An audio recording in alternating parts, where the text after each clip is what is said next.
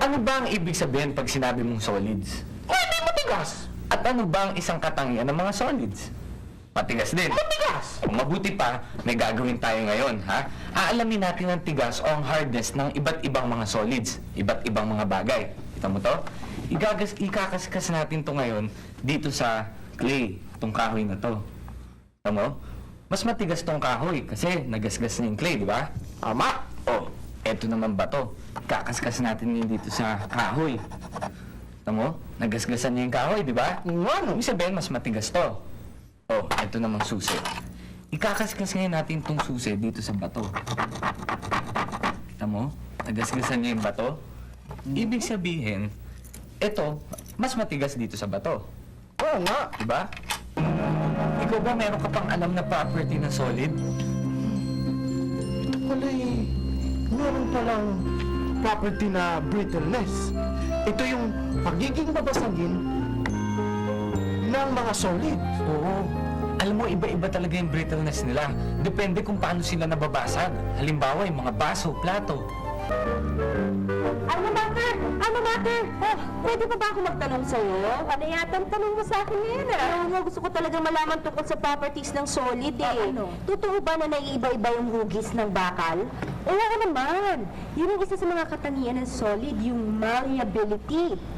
Tulad nitong alambre. Tingnan mo. Ito ang solid na metal. Alam mo, pwede mo pupukin yan para umiba ang hugis. Tingnan mo. Galing nga, no? Yun yung malleability. Pwede pa ba magtanong? Sige, uli na lang. Ano ba ibig sabihin ng elasticity? Elasticity? Yan naman ang katangian ng mga matter na nababanat. Tulad nitong lastikong ito. Tingnan mo.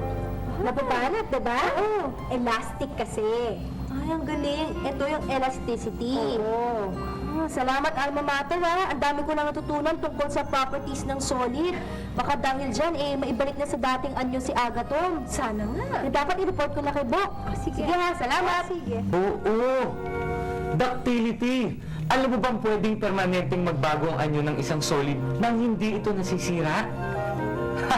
May naisip ako. Ano? Palalambutin natin itong base. Ano? Papasok ko ito dito, ha? Ayan. Sindihan natin to. O, yan. Tignan na natin, ha? Sige, mabuti pa.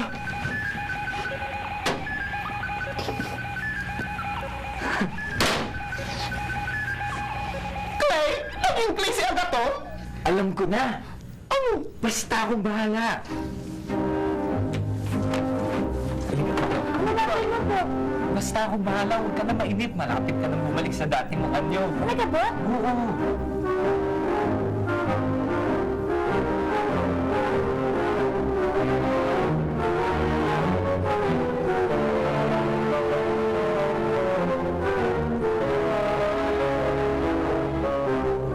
Oh, ito na. Tcharan! Si Agaton! Oo, pero hindi pa yan. Huli ka na, pasok na natin si Agaton at ang maibalik na ito sa dating anyo niya. Sige po, sige po. Handa ka na, Aga? Oo po. Ito na. Yan, yan na, yan na. Yan na. Yan na.